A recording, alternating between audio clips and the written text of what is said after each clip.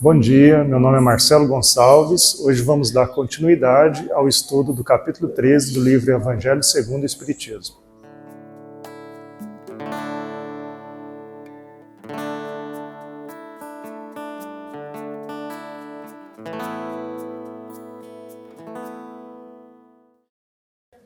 Então, primeiramente, bom dia a todos e a todas. Hoje é um dia especial que nós temos uma assistência aqui de todas as idades, né? Desde, não vou falar que é do mamano ao caducano, porque a gente tem um mamano, o caducano a gente não tem, né? Mas vamos agradecer a espiritualidade, agradecer a Deus, né, a presença de todos nós aqui. Todo mundo acordou com energia, todo mundo acordou com saúde, todo mundo conseguiu chegar aqui com as próprias forças, né? E vamos pedir também, né, a espiritualidade que abençoe aqueles que não puderam vir por algum problema, que seja de saúde, um problema familiar, mas a gente tem certeza que a espiritualidade, que os bons espíritos estão sempre auxiliando a gente, né, em todas as nossas dificuldades. A gente tem por tradição aqui fazer uma oração inicial e Moisés está convocado aí mais uma vez para nos ajudar nessa oração inicial. Moisés, por favor. Fala pertinho de mim aqui, é por causa do microfone. Aí fica mais, todo mundo te ouve com bastante clareza. Bom dia, pessoal. Bom dia. Como que vai o fim de semana? Muito bom. Então, a família, nós também, então vamos pedir, agradecer a Deus, porque nós estamos aqui fazendo estudo, e vamos pedir com fé, e vamos rezar o Pai Nosso, que o Senhor me ensinou.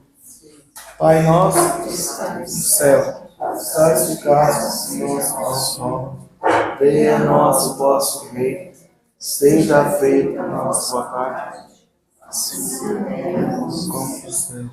O pão nosso que dá de hoje, perdoai-nos nossas ofensas, assim como nós perdoamos a Deus também. Não nos deixeis cair em tentação. Obrigado, Moisés. De nada. Então, hoje a gente dá continuidade ao nosso estudo semanal, né? A gente sempre faz a sequência do Evangelho segundo o Espiritismo. A gente está no capítulo 13. O capítulo 13, o nome dele é Não saiba a vossa mão esquerda o que dá a mão direita. Já tem 2 finais de semana, né, que a gente está nesse capítulo e a gente pretende encerrá-lo hoje. Não é uma leitura literal, assim, a gente faz uma interpretação, mas o Raimundo começou a primeira parte, a semana passada eu fiz a segunda e hoje a gente encerra.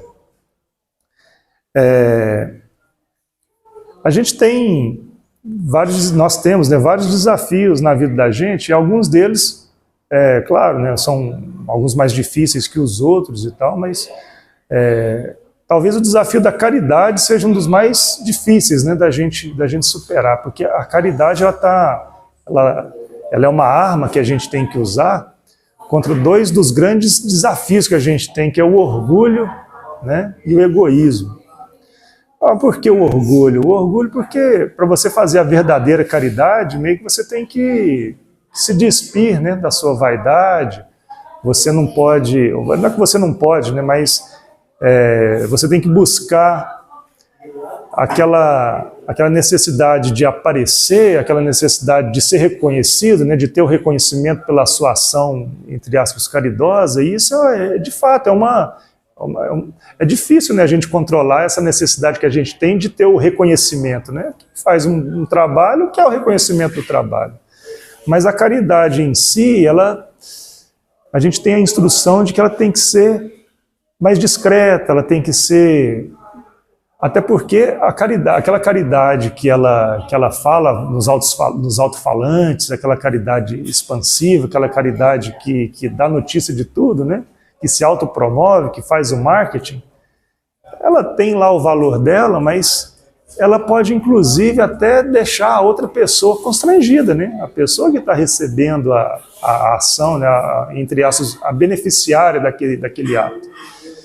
Então a gente tem que ter esse cuidado, né, de controlar essa questão do egoísmo, né, e inclusive a questão do orgulho, inclusive nos nossos atos de caridade, né. E é claro que já não é a primeira vez, mas eu gosto muito, vocês sabem, do seriado do Chaves. Eu gosto muito. O Bolanhos, né, que é o Roberto Bolanhos, que é quem escreve os episódios, que dirige tudo ali, é um artista que eu admiro muito. E eu estava essa semana vendo lá com os meus filhos o Chaves, que eu mostro para eles, eu gosto de mostrar, e tem um episódio que eu acho que casa bastante com o nosso tema aqui. Tem um episódio lá que o seu Barriga perde a paciência com o seu Madruga. Ele quer receber os 14 meses de aluguel, não é verdade? O que acontece? Ele dá o ultimato para o seu Madruga. Ó, ou paga, ou dessa vez vai sair mesmo. É o despejo. Inclusive, o episódio se chama O Despejo do Seu Madruga. Quem quiser, pode ir lá. Aí, então, o seu Madruga, que não tem condições de pagar, né, como sempre não tem, então ele está fazendo lá, arrumando as caixas, as malas dele, para ele poder ir embora da vila. E está aquele clima triste e tudo. E, sem querer, o seu Barriga escuta uma conversa da dona Florinda com o professor Girafales. E ela ponderando, não, eu tenho uns problemas aí com o seu Madruga e tal, mas ele é um cara que está sempre em dificuldade. Aí o professor Girafales fala, mas ele também não gosta de trabalhar, é um vagabundo. Ela, não, mas não é que ele não gosta de trabalhar, ele até tenta, mas é porque dá tudo errado para ele. E se a gente for parar para pensar, o que é o personagem do seu... Fora a parte cômica, né? O que é o seu Madruga? O seu Madruga é aquele cara que ele é até disposto, ele tenta mesmo. É sapateiro, é pedreiro, é lavador de carro, ele tenta fazer um monte de coisa, né? Mas parece que nada dá certo para ele. E ele é um cara que ele é viúvo. Vocês já repararam que o seu Madruga é viúvo. E ele cuida sozinho de quem? Da Chiquinha. E a Chiquinha, ela é muito fácil de lidar com ela, né? Ela é muito esperta, ela é elétrica, né? Ela é manipuladora, ela tem uma... Então a gente fica... O seu Madruga tem que se equilibrar ali entre manter a casa dele, né? A Chiquinha, tem que arrumar o trabalho, e com quem que ele deixa a Chiquinha quando ele vai trabalhar, por exemplo? A gente nunca pensou nisso, né? Os outros personagens ali, a dona Florinda, tudo bem, ela é a viúva, mas ela recebe uma pensão e assim, né, ela pode ficar em casa para cuidar do filho dela quando ele não está na escola. Mas enfim, aí o enredo começa assim, né? Você vê, a dona Florinda defendendo o seu Madruga. Não, ele é um cara até bom e tal, ele tenta, só que tudo dá errado para ele. Parece que tem uma sina, né, para tudo dar errado. E o seu Madruga escuta pela janela eles conversando, mas ele não fala nada.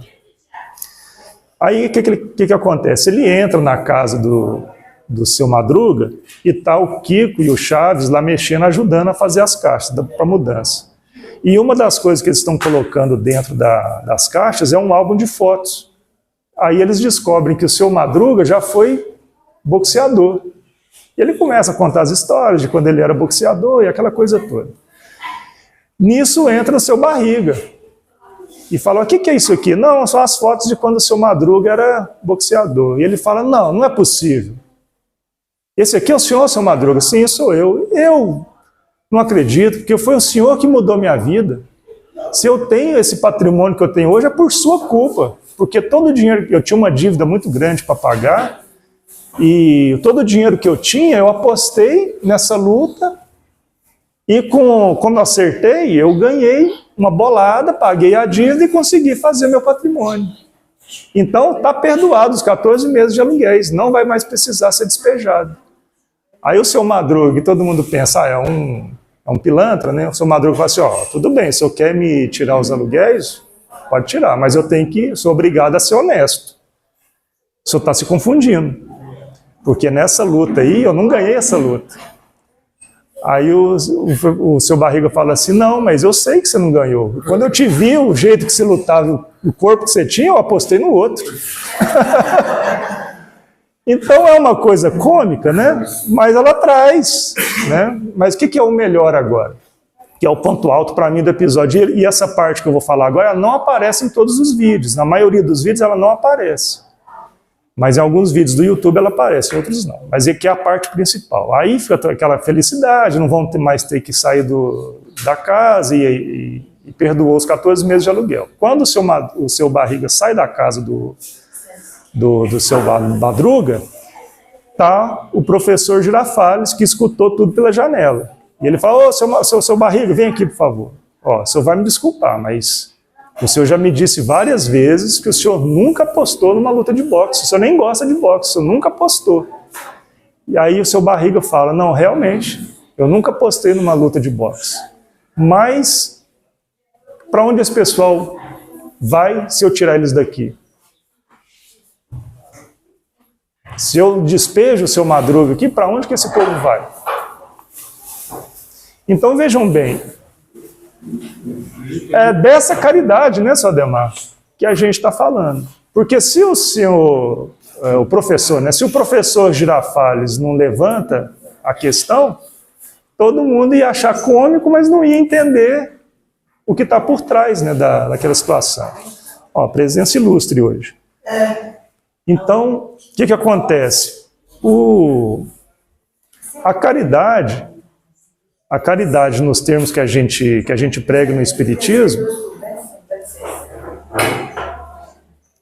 ela é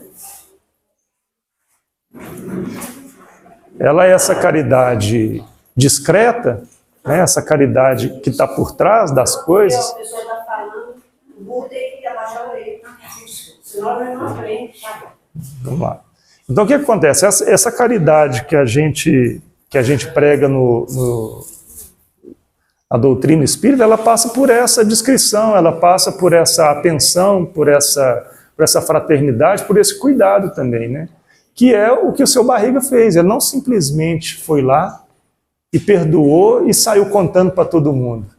Ele, inclusive, criou uma situação para não deixar o seu Madruga constrangido. É claro que tem a parte cômica, não, apostei no outro, porque eu vi que você, né? Então é a parte. Afinal, é um programa de humor, né? Mas então nós temos essa situação.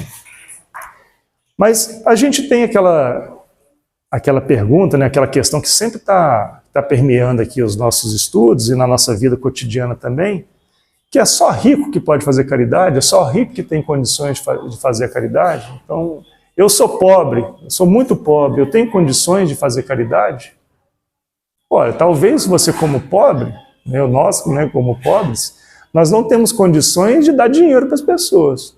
Não temos condições de comprar muitas coisas valiosas e dar para outras pessoas. Isso é verdade, isso é fato. Pessoas que têm mais dinheiro têm mais capacidade de oferecer coisas, né, que exigem dinheiro, né, que custam caro, ou que o montante fica caro, e doar para outras pessoas e assim por diante. Mas, por mais pobre que nós sejamos, nós temos condições de ser piedosos e temos condições de ser indulgentes com os nossos próximos. Todos nós temos condições de, reconhecendo o erro do nosso próximo, a gente entender aquele erro, entender que é uma pessoa que, assim como nós também, é uma pessoa que comete falhas, que é imperfeita, ponderar a gravidade daquele erro, reconhecer que a falha ela existe, mensurar do tamanho real que ela é e tentar sempre perdoar.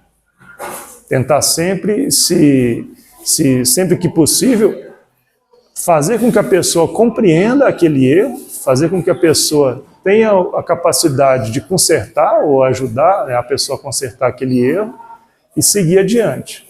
Todos nós, e não precisa de dinheiro para isso, né? Muitas vezes a gente precisa apenas ouvir a outra pessoa. Né? A gente precisa, às vezes, uma palavra de consolo, uma palavra de força, de ânimo, já basta para aquela pessoa. Um abraço, não é verdade? E tem aquela confusão que eu sempre bati nessa tecla e procurei assim, né, alguma coisa para dar de exemplo, porque o perdão, né, Eunice, perdão não significa impunidade, né? O pescador, quando ele vai lá fazer lá a pescaria dele, ele tem que ter uma ferramenta para ele cumprir lá o trabalho dele que se assemelha muito ao comportamento, às características do comportamento que a gente tem que ter. Porque nós temos que ter com o nosso semelhante, com o nosso próximo, a firmeza de uma rocha e a flexibilidade de uma vara. E é muito interessante se a gente compara isso com a vara do pescador. Porque se o pescador ele joga a vara dele, né, com o anzol e com a isca lá, e se ele tem uma vara que não enverga, que não é flexível, que ela é muito dura, né, o que acontece? Ela vai quebrar. Quando ele puxar a vara, não vai aguentar o peso do peixe, ela vai quebrar e ele vai perder o peixe, vai perder a pescaria. Só que se a vara também for muito flexível, o que vai acontecer? Ela também não vai ter força para tirar o peixe da água. Da mesma forma, a gente tem que ter esse equilíbrio também nas relações com os nossos semelhantes. A gente tem que ser firme como a rocha. Não, o que é certo é certo. O que você fez merece a punição na medida do seu erro. Mas também temos que ser flexíveis. Imaginar, olha, ele errou, o tamanho do erro é esse, vamos mensurar do tamanho da importância correta, vamos reconhecer que assim como essa pessoa erra, a gente também está factível de errar. Né? Todos nós somos pecadores, né? E vamos tratar esse erro dele da forma como a gente gostaria que tratassem a gente quando a gente cometer erros semelhantes. E é muito difícil fazer isso. É muito difícil, porque pela natureza nós somos egoístas. Nós queremos as coisas boas para a gente, para a nossa família, para quem está ao nosso entorno, né? E a gente tem muita dificuldade de querer esse mesmo tipo de tratamento, de situação, para quem não nos importa diretamente. Né? Vamos falar assim, não vou nem falar de inimigo, de adversário, não, vamos falar só para quem está mais distante do nosso convívio. A gente tem muita dificuldade. Pelo menos eu acho isso, né? Então, é uma coisa que a gente tem que estar sempre vigilante, né, seu Ademar? A firmeza de uma rocha, a flexibilidade de uma vara. Aí é o ponto de equilíbrio que a gente tem que estar sempre buscando, né? Tem uma questão também que é claro que todos nós passamos por isso, alguns em maior medida, outros em menos, mas aquela situação que a gente é sempre pego na indiferença, né? Parece que a gente tenta se manter longe, afastado de uma coisa que está na nossa cara e a gente finge que não viu, faz uma vista grossa, porque não é comigo, não é do meu interesse direto, né? E é complicado mesmo a gente tomar partido ou entrar em determinadas situações, até de conflito, às vezes a gente já falou aqui de agressão, né, de marido contra a esposa, e às vezes até dos pais contra filhos, com episódios assim de violência mesmo, né? E é também uma caridade você não se abster de se posicionar em situações extremas como essa, assim, né? Você está vendo que é uma família que está em risco por causa de um indivíduo, né, que tá abusando. É claro que toda violência é um abuso, né, mas que tá abusando da autoridade, vamos dizer assim. Está excedendo, exatamente. Você fingir que não está vendo, fingir que não é com você, se fazer vista grossa para aquilo ali, será que isso é um princípio cristão? Né? Então, é muito difícil também esse tipo de caridade, você sair da sua tranquilidade, sair da sua calmaria e de repente se colocar numa situação dessa é complicado. Você tem que estar realmente muito, muito concentrado, muito equilibrado, mas eu tenho para mim que é um comportamento que Jesus Cristo tomaria. E a gente já falou isso em outras oportunidades também, que é a questão do reconhecimento, que é fazer o bem esperando o reconhecimento. A gente até tocou nesse assunto aqui no começo da fala também, mas esse orgulho que a gente traz, essa vaidade que é inerente ao ser humano, a gente tem que buscar controlar. Ninguém está dizendo aqui que tem que se fazer o julgamento daquelas pessoas que porventura fazem lá o marketing na hora da caridade, né? Na hora de dar esmola, o cara solta rojões e faz todo tipo de alarde. Olha, aí é entre ele e Deus. A gente já falou disso em outras situações. Mas na nossa concepção, quanto mais discreto, quanto menos reconhecimento você busca nas suas ações, é melhor. Até porque, todos nós sabemos, o senhor Ademar, a senhora que também é uma pessoa mais experiente, e muitos de nós aqui, sabemos que o reconhecimento não é uma coisa fácil. A maioria das coisas que a gente faz na vida, né, estamos falando aqui das coisas que a gente julga como boas, né? A maioria delas não há reconhecimento nisso. E você fazer as coisas esperando reconhecimento, você está caminhando para se desanimar. Tá? Quando você faz a coisa certa, esperando reconhecimento, você está caminhando cada vez mais com grandes chances, né? Mas você está caminhando com grandes chances para se desanimar, porque esse reconhecimento, na maioria dos casos, ele não virá. A gente pega, tem muita gente aí que foi campeão, por exemplo, eu gosto muito de esporte, né? Acho que muita gente que gosta também. A pessoa vai para a Olimpíada, ganha a medalha de ouro, que é o maior reconhecimento que essa profissão pode ter. Quem é atleta, qual que é o maior reconhecimento que um atleta pode ter? É uma medalha de ouro numa Olimpíada, não é verdade? Né? Aí o que acontece? A pessoa vai na Olimpíada, ganha uma medalha de ouro, ele volta como herói. É um herói nacional, o reconhecimento está posto? Está posto. Na próxima Olimpíada, se ele ganha uma prata, já não serve mais. Já tem dúvida. Então, vejam que a gente está usando um exemplo assim, bobo, né? Mas se esse atleta ele é movido ao reconhecimento, se ele não está movido pelo amor que ele tem àquele esporte, a disciplinas, a superar os desafios dele, que a gente pensa, né? Vamos supor, o cara que corre... As restrições, exatamente. Imagina o cara que é campeão da Olimpíada, seu Ademar, correndo 10 segundos os 100 metros. Ele é campeão, medalha de ouro. Aí ele fica 4 anos treinando. Na próxima Olimpíada ele faz em 9 segundos. Ele abaixou, vai lá, né, 1 segundo em 4 anos. Imagina, né? Só que um outro lá, um mais fera do que ele, fez um pouquinho a menos do que ele, foi o campeão. E ele ficou em segundo. Mas ele baixou 1 segundo. Nenhum de nós quer saber. Quer saber que ele tivesse a medalha de ouro.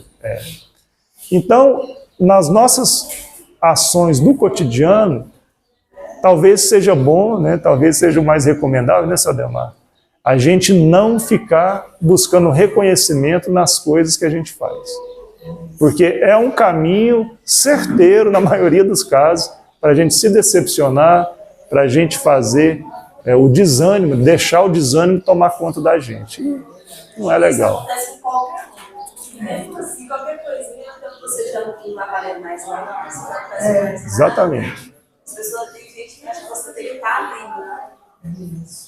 À disposição dela, exatamente. Mas as pessoas também não têm o seu lado, como é que você está? Exatamente. Aquela pessoa que você está ajudando não sabe como você está fazendo você ajudar. As pessoas parecem que já esperam a sua ajuda e se ela não vem, e tem que vir todo dia, direto. Todo dia, mas só que ela não sabe a sua disposição. Se Deus não agradecer a gente, os outros não agradecem. Mas em todo caso, a gente não faz, né? A gente busca não fazer esse tipo de julgamento. Eu faço o que é certo, né? Fazemos o que é certo, fazemos o que o coração manda, fazemos o que Jesus, nesse caso, faria e não buscamos. Aí a parte do reconhecimento, a gente espera esse reconhecimento de Deus. Deus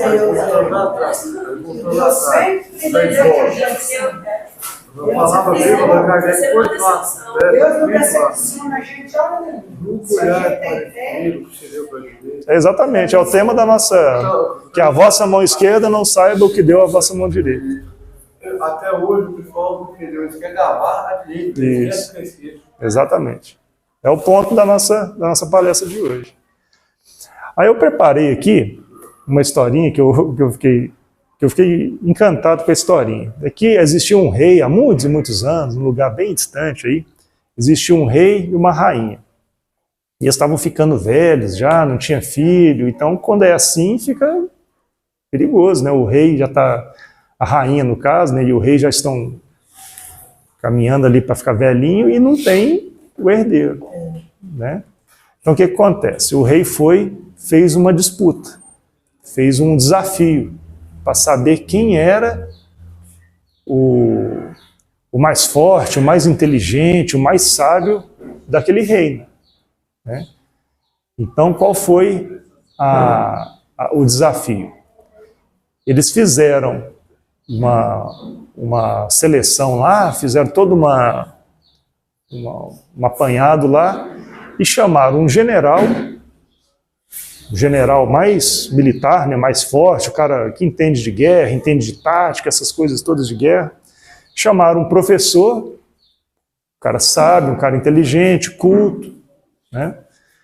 Chamaram um médico, afinal de contas, né, um médico, um cara que lida com as pessoas e tem aquela sensibilidade, aquela inteligência toda também, muito conhecimento. Chamaram um atleta, um cara que tinha ido nas Olimpíadas, um cara que, assim, que era destacado pela sua força, pela sua velocidade, raciocínio, porque um atleta, né, tem que estar sempre na ponta dos cascos com essas coisas. E chamaram o João Ninguém também. O João Ninguém, cara. O João Ninguém. O João Ninguém, chamaram. Não é nem João Ninguém, é Zé Ninguém. Zé Ninguém. Chamaram o Zé Ninguém. O Zé Ninguém, coitado, ele ficava andando. Todo mundo gostava do Zé Ninguém, era um cara agradável, assim, nem era de muito trabalhar, ele ficava mais, era por ali mesmo. De vez em quando ele ajudava o pessoal no restaurante a lavar uns copos, lavar uns pratos, assim, para ganhar a comida dele, né? Ele fazia ali naquela do Zé Ninguém ali. O Zé Ninguém era órfão, não tinha família, então, mas todo mundo gostava porque era uma pessoa agradável. Então chamaram todo mundo e, por algum motivo, o Zé Ninguém foi junto nessa seleção. Agora você imagina, chega um general, um culto de um professor, um médico, um atleta, e o João Ninguém, coitado, no meio desse povo lá. Aí então o rei, né, foi apresentado a eles lá no salão, aquela coisa toda, no palácio lá, e o rei falou, olha, é o seguinte, o desafio, quem ganhar o desafio vai ser o braço direito do rei. Vai ajudar aqui a comandar o reino daqui para frente. Aí o general, né, um político, né, ele ficou, imagina, todo mundo ali, né, e o Zé Ninguém, o que eu estou fazendo aqui, meu Deus do céu? Mas tudo bem, né? Chamou, eu estou aqui, né? Aí o rei falou assim, ó, o desafio é o seguinte, todos vocês vão sair daqui e vão trazer para mim o que vocês consideram que é a maior riqueza desse reino. A maior riqueza do reino vocês vão trazer para mim. E todo mundo já começou, né? Só que tem um detalhe. Cada um de vocês vai receber 5 garrafinhas dessa aqui. Eram umas garrafinhas pequenininhas assim, feitas de vidro. Certo? Cada um recebeu 5 dessas garrafinhas de vidro. E vocês têm que colocar a riqueza dentro dessa garrafinha e só vale se entregar a garrafinha junto. Não vale também não tomar conta da garrafinha, tem que trazer a garrafinha junto com a riqueza dentro. Tá bom.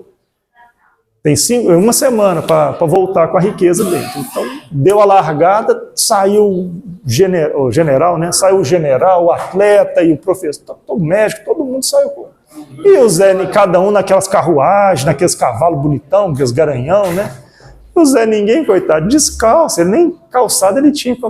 Para onde que ele ia procurar uma riqueza para colocar ali? Ele não tinha nem onde cair, nem onde dormir. Mas ele tinha lá as 5 garrafinhas. E quando ele foi pegar a primeira delas, com todo cuidado, né, porque é uma ordem do rei também, ele não é bobo, né, também não vai desprezar. Né? Então ele viu aquela garrafinha e falou assim, rapaz, isso aqui não é vidro não. Isso aqui, ele é acostumado a lavar copo, prato lá, ele sabe como é que é vidro. Ele disse, não, isso aqui não é vidro, isso aqui é muito mais frágil do que vidro, isso aqui qualquer coisinha quebra.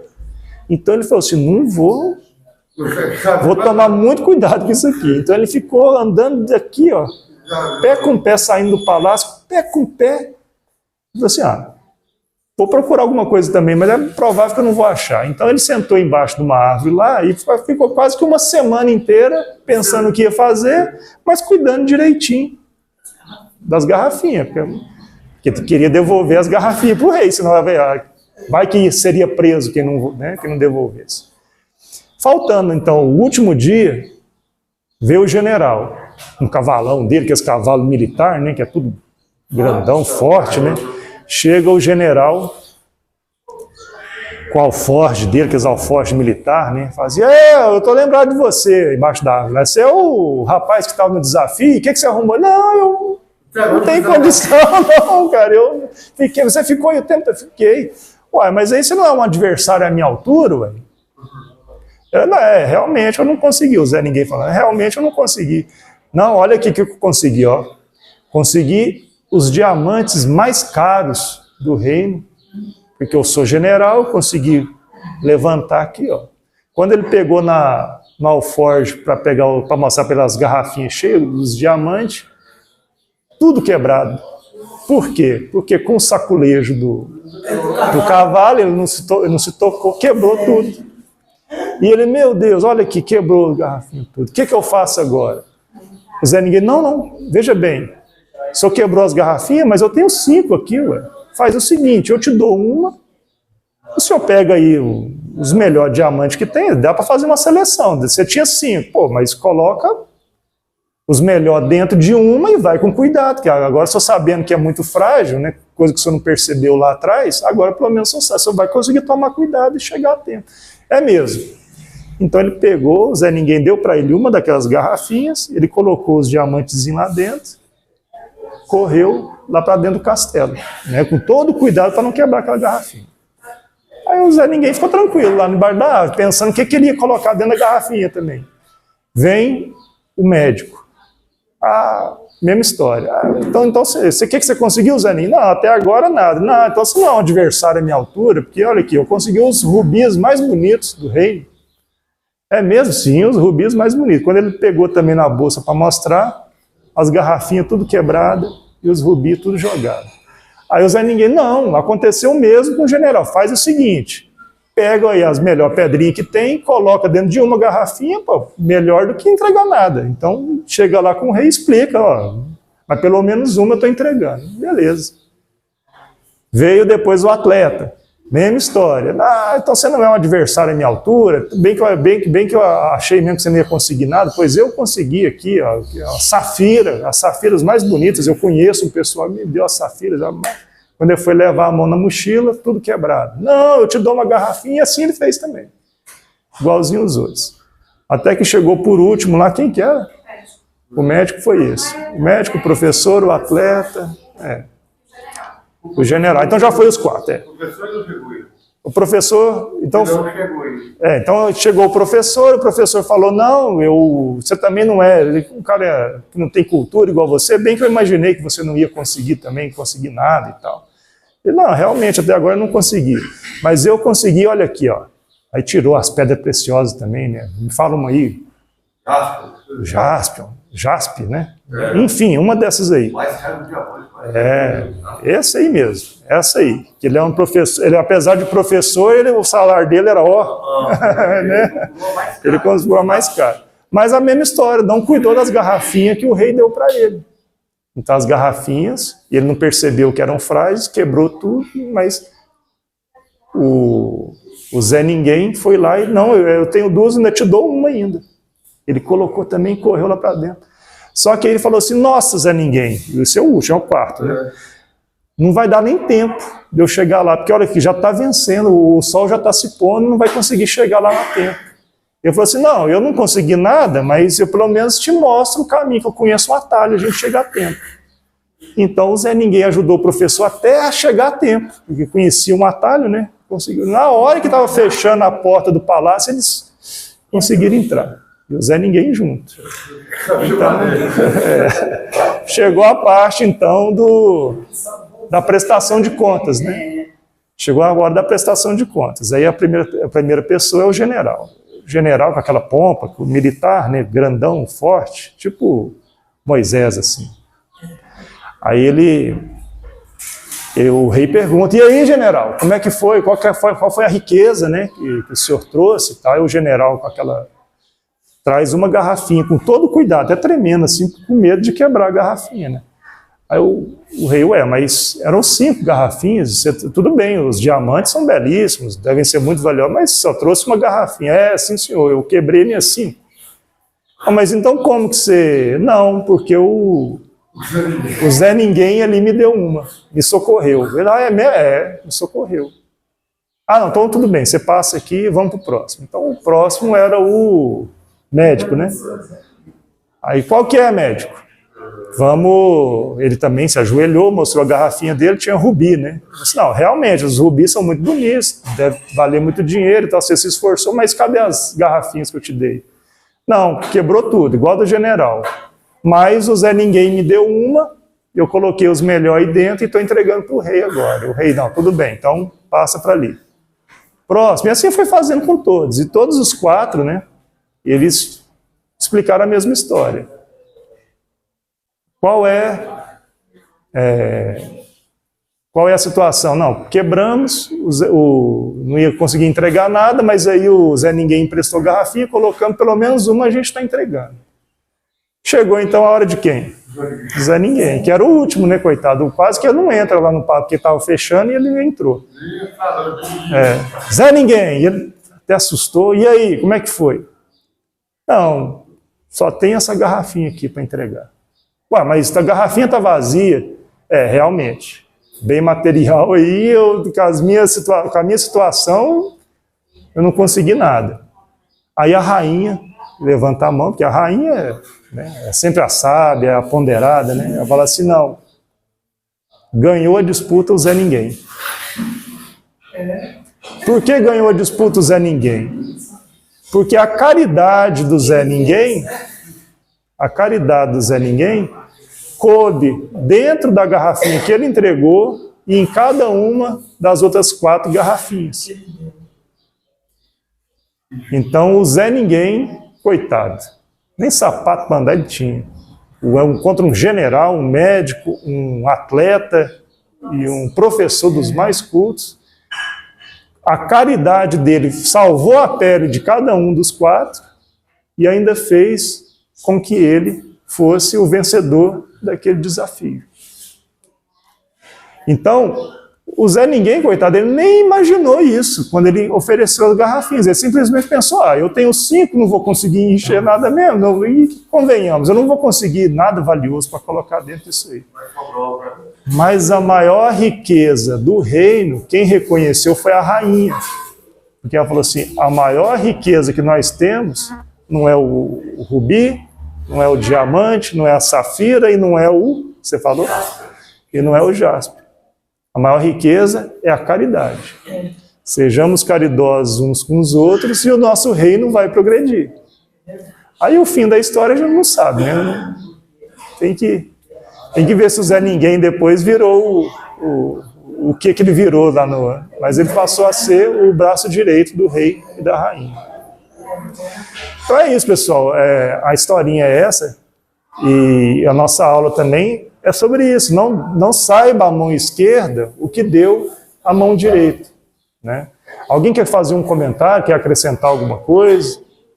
Alguém se sente confortável aí em fazer uma manifestação? Pode fazer. Tá tudo bem? Não, tá certo. Então a gente já até passou bastante do tempo, a gente vai fazer a nossa oração de encerramento aqui, e a gente passa logo em seguida para o passe e depois para a sopa fraterna, né? Hoje a convocada é a Eunice para fazer a nossa oração de encerramento aqui. Eunice, fala pertinho de mim aqui, a sua voz sair bonitinha no microfone. Como sempre, né, as histórias que ele retrata para a gente são histórias verídicas, né, do nosso cotidiano. A gente está bem acostumado com esses pequenos, só observar, né, os pequenos detalhes que acontecem todos os dias, né.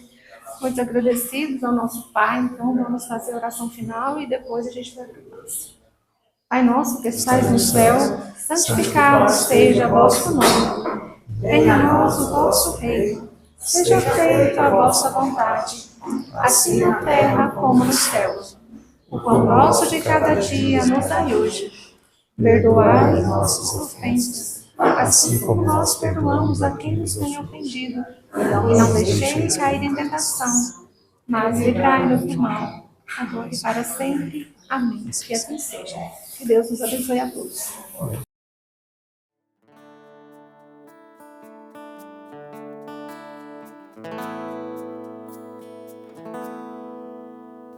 Por favor,